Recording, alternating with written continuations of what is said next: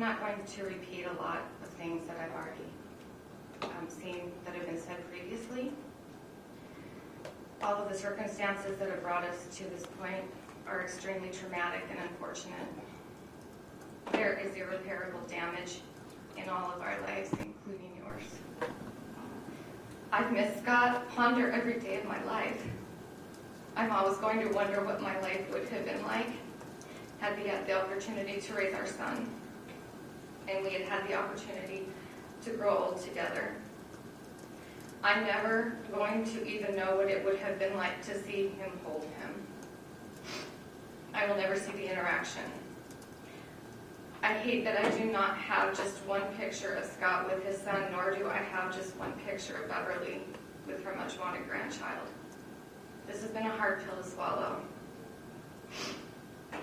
We lost a business that day that I could not see me being able to keep open due to the circumstances surrounding that day. I will never know what the actual cost accumulates to when it pertains to future earnings or the potential to expand our already thriving business that my late husband had built and wanted to keep in our family for our children. Both my son and I have been in therapy to address our loss over the years and our circumstances. The fact is we have never that we have had to accept this. We will never fully recover, but we have had to adjust. That was taken away from both Scott Jr. and myself. With all of this being said, I want to formally apologize to you, Mr. Kohlhepp, for whatever Scott or Brian said to you or did to you while you were doing business with them that made you feel less of a person or mad. And sorry that you felt deceived or even felt they weren't being businesslike during your transaction. I've heard you say in your interrogation that you felt like they were making fun of you.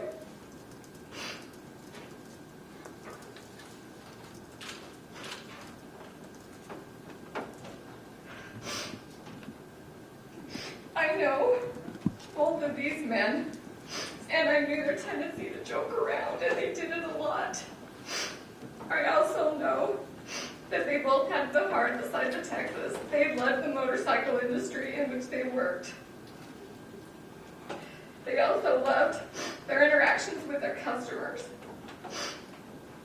I know my late husband, and I know he would want me to apologize to you for this.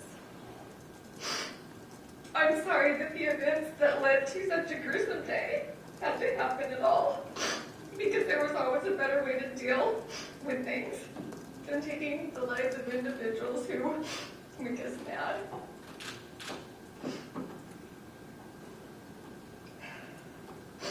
If that were the case, especially in my life, there would be a lot of dead people. Yet, that just isn't what we do to deal with the people who make us mad. I'm sorry for what it appears could have occurred in your younger years. Because it seems you did not receive the unconditional love that parents must give their children in order for them to feel wanted, needed, important, and most of all, loved without conditions. I could be completely wrong. Maybe had you felt this, we wouldn't be sitting here today. Who knows? Mr. Kohlhepp, I forgive you. I hurt, not only for myself, but my heart hurts for you as well. I can't imagine the things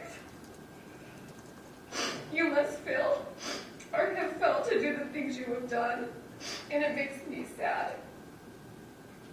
It no longer makes me angry, it just makes me sad. I want to clarify that there will never be an excuse or any type of justification to do what you've done. But in spite of all of this, it makes me sad, and I forgive you.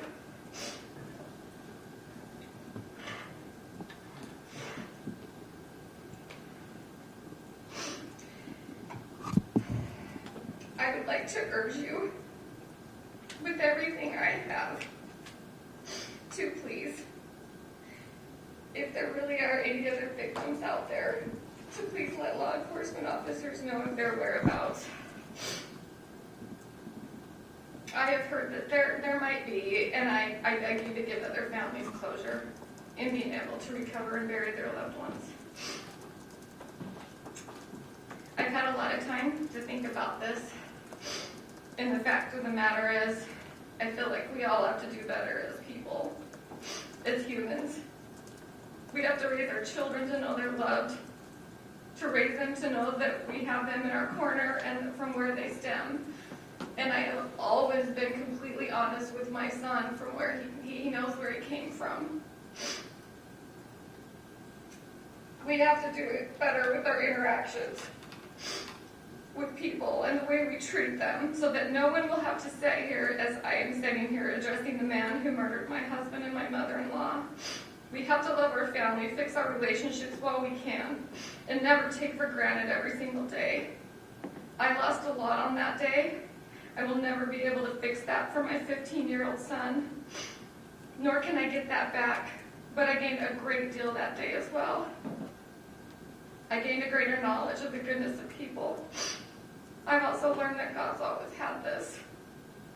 I hope with the time that you have left and the circumstances of where you are, that you can come to an understanding that we were both created by the same person, and yet our lives took two completely different paths. I know he loves you as he loves me, and that he's saddened by your choices, yet we're all taught to forgive. By forgiving you, it frees me to be able to positively continue on in my life, God willing, what is hopefully a long, fulfilling life. I pray for you and all of us who have been affected by your actions. Thank you for letting me speak. Two very brief